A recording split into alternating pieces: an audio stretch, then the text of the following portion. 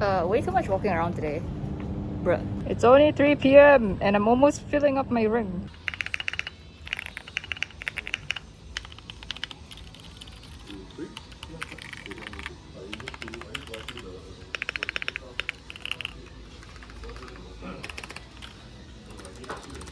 Quickly. This space was not the nicest. This is cool enough for the bro. We smoke too bad out here. Yes. See outside 20 minutes. You see like 16 sticks. Alright, got my stabilizers, time to go. Alright, I'm home desu. Time to start building.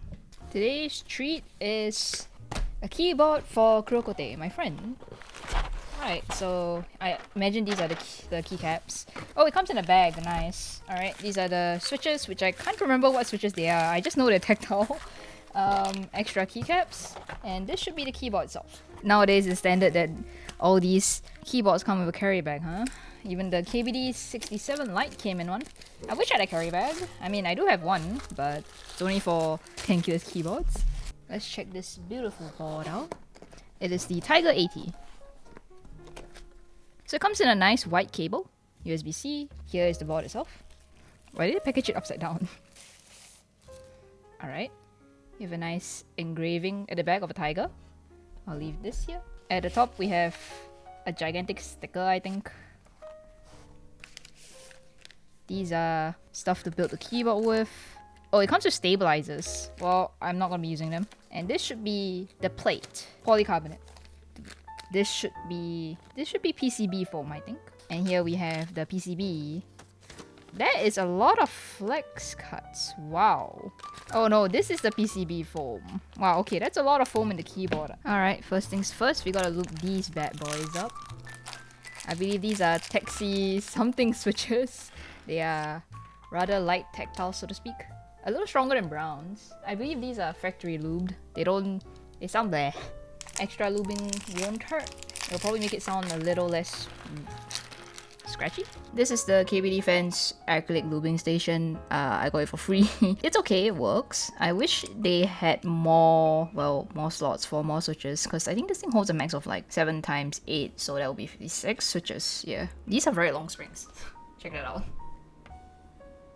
That's a long spring.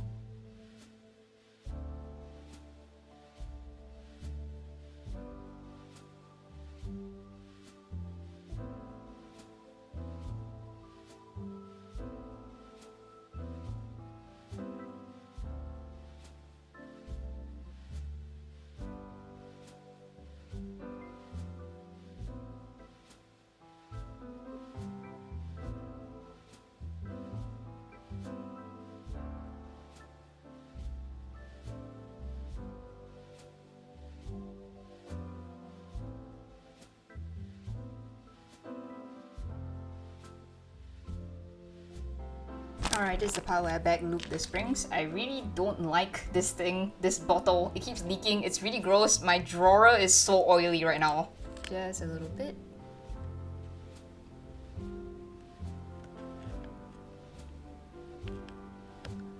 I think that's more than enough. Jesus. Okay.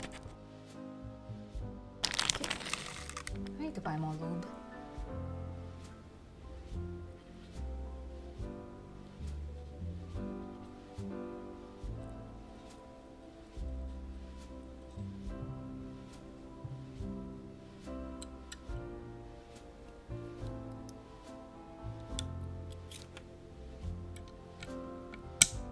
Alright, time for a sound difference.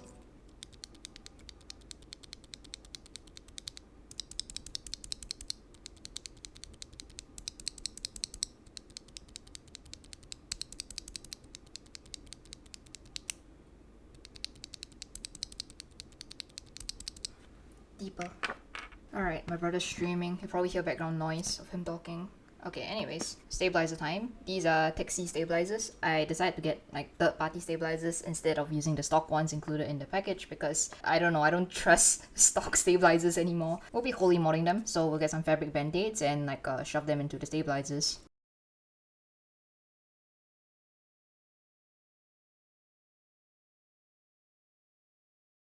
This one is a little too thick, I think. Whatever.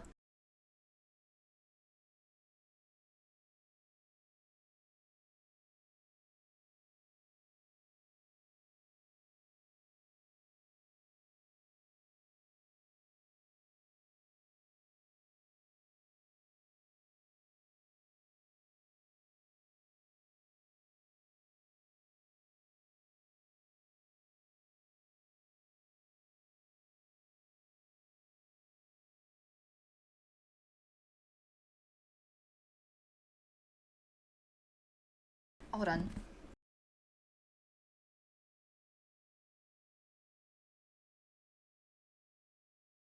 Alright, all done. Okay, wire tuning time.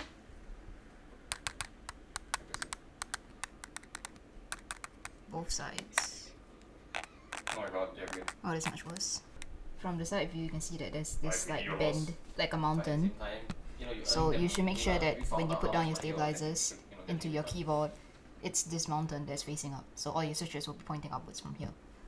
But as you can hear, okay, this side is, they're both rattling, so I'm just going to bend this a little bit this way.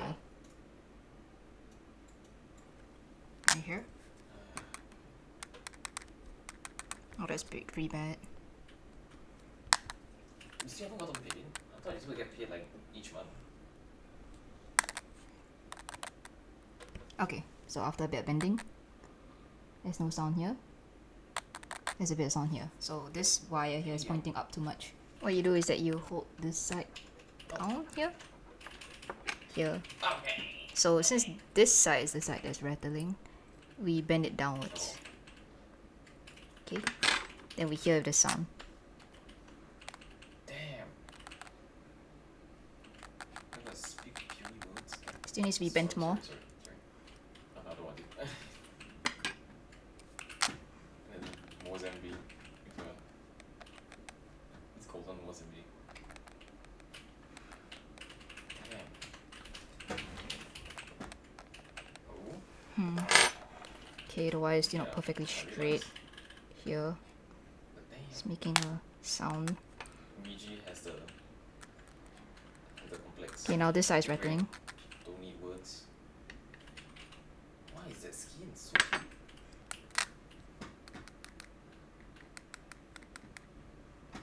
And what kind of emotion that am I supposed to like? I don't know. Like, is that happy? Okay, yeah, I'll just say it. Yeah, you're happy. Incredible.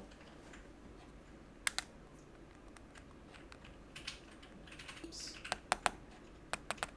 This side is very slight.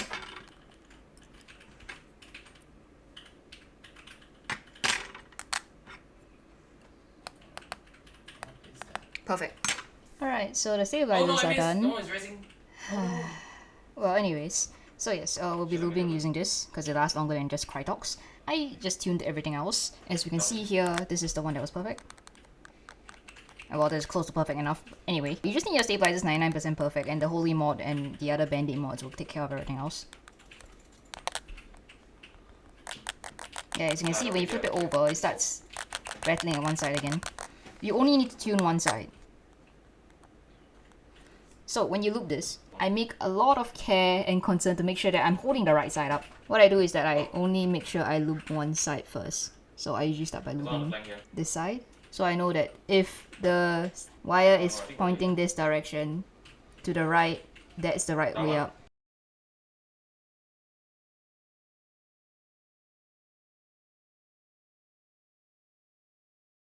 Alright, now is the part where I test the stabilizers. Apparently this is a very thin PCB and so thin that they need shims to make it thicker so that screw-ons will fit.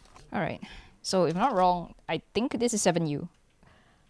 Yep, it's 7U. God freaking bless. It doesn't look like I need to use them actually, the shims. They fit just fine. Huh. Alright, so there's another trick to making the ticking go away for keyboards. And that would be taking a band-aid. Alright, so what I do is that I cut here.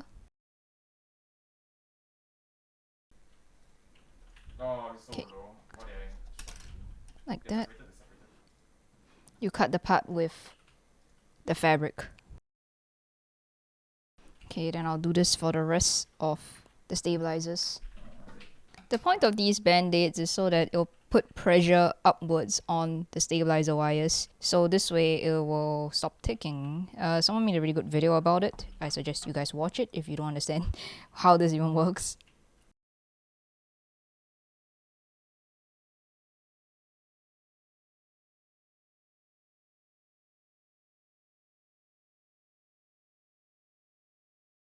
Alright, and all done. Next up would be testing these.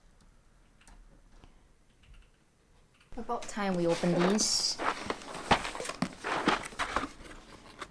Alright, so we just need these. We'll be taking the 7U. Enter backspace. Should be the long shift. Alright. Okay, it's really important to make sure that the spacebar is straight. And wow, that's completely straight. This is the straightest spacebar I've ever seen. Make sure you have linear switches to test for rattle.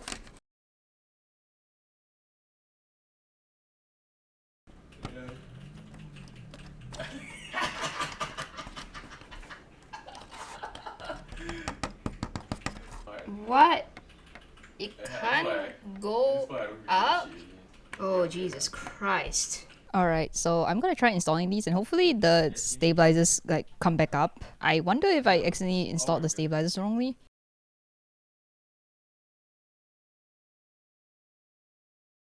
I still get the feeling that this is not gonna return. It looks like the stabilizer themselves is not moving. What the heck? Oh, I did. My dumbass put them the wrong way. Jesus Christ. Okay, now these should be working. Yep. My idiot dumbass self put all the stabilizers on the wrong side. Oops. I really don't want to install these shims. They keep falling out, and the screws aren't even magnetized, which makes it worse.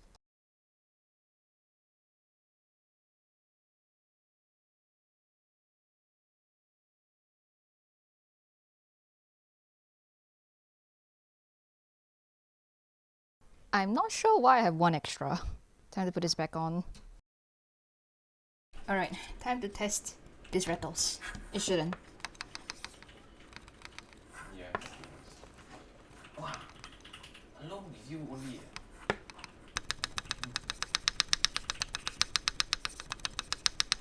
Absolute perfection.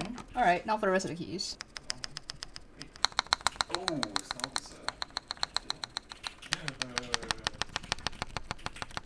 So I asked my friend to like Alright, everything is perfect in one try. Thank goodness, because I don't want to deal with the shims. Installing those is such a pain. But this means that we can now put the keyboard together. Alright, so first I'll go with the default configuration. Turns out these are both switch foams. They're also placed underneath, in between the PCB and the plate. I don't understand why they use electrostatic package for the foam. Are they electroconductive? I know you're supposed to put this and then put the stabilizers on, but I want to try PE foam as well later, so I don't think it'll change a thing if I put this above the stabilizers where it covers the wires instead of the other way. Alright, that's all done. Okay, so turns out this thing is actually tape mod. It's not a sticker, it's actually, well, it is a sticker. It's for the back of the PCB, so they provided a tape mod solution, so I don't need to actually use my own masking tape, which is pretty cool. It's sticking on itself. Jesus. Bruh. Oh, that is a moment. So this should make the keyboard sound louder or poppier. Okay, now this is all done. You can put this away. Alright, and now for the keyboard itself, we should deal with the feet first. Alright, next up we'll be taking this apart. That's a lot of screws. Alright, and there we go. Alright, so we should probably screw on the USB-C port first. I believe is it this way? Yep, looks like it. We'll have to connect this here, the daughter board. Alright. Then after that we need to insert the gasket socks. so that these are resting properly. Looks like they gave quite a number of extras. Okay, let's see if this is seated properly. Alright, good. Yeah, we do. It's only Oh, that's quite flexible. Huh.